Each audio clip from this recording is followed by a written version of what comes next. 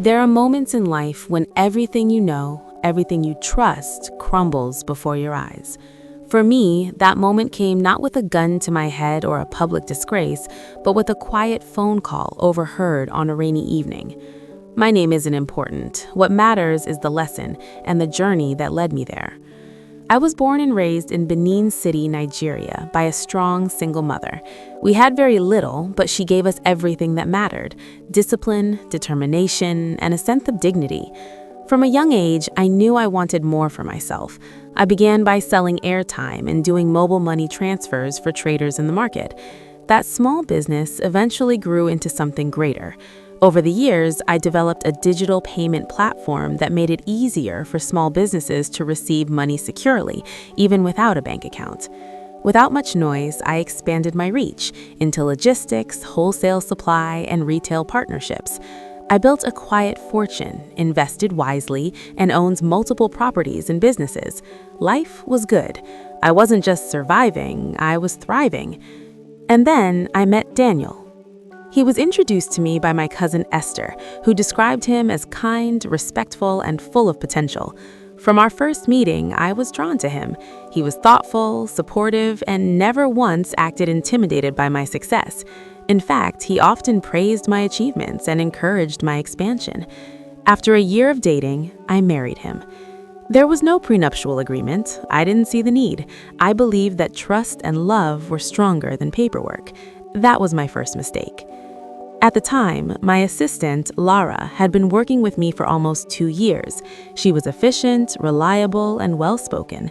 I trusted her with confidential files and client lists. She was like a little sister to me. But shortly after my marriage to Daniel, I noticed that the two of them were becoming unusually close. I once walked in on them sitting too close in my office. They both jumped up and offered flimsy explanations. I felt uncomfortable, but chose not to cause a scene. Looking back now, I should have listened to my instincts. One night, I returned home earlier than planned from a canceled business trip. As I stepped into the compound, I heard Daniel speaking on the phone. His voice was calm, confident, and what he said shattered me. "She doesn't suspect anything.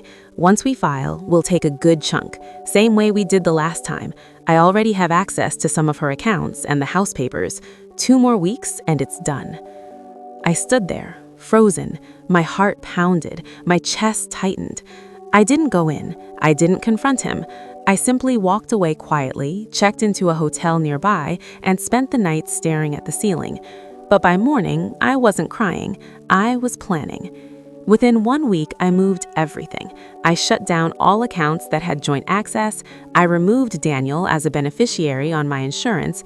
I rewrote the ownership of my properties and transferred key business shares into legal trusts. My mentor, a retired judge, helped me do everything discreetly and lawfully. By the time I returned home, the man who thought he would steal from me was standing on empty ground. Daniel first noticed when his card was declined. Then he tried to access a property he no longer legally owned. He confronted me in a rage, demanding answers. I simply told him the truth.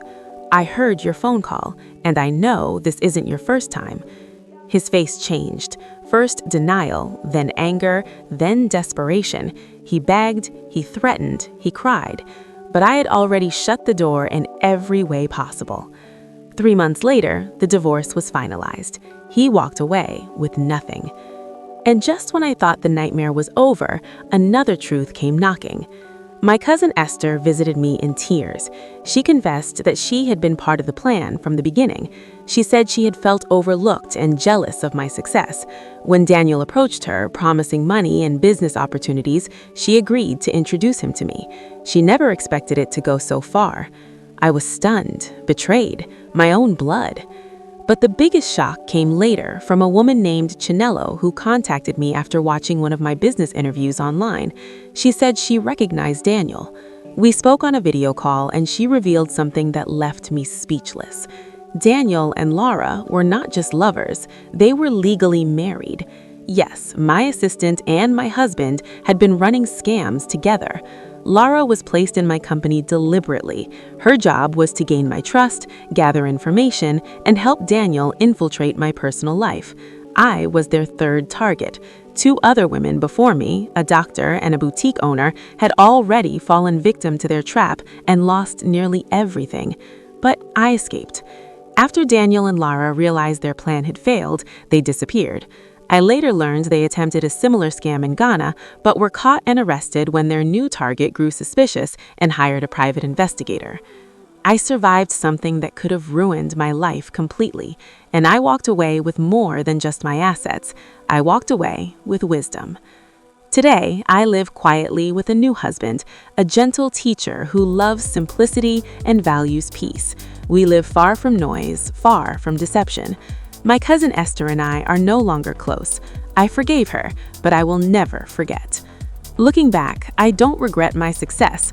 I don't regret loving, but I do regret trusting people who never earned it. And so I share my story not as a victim, but as a woman who overcame.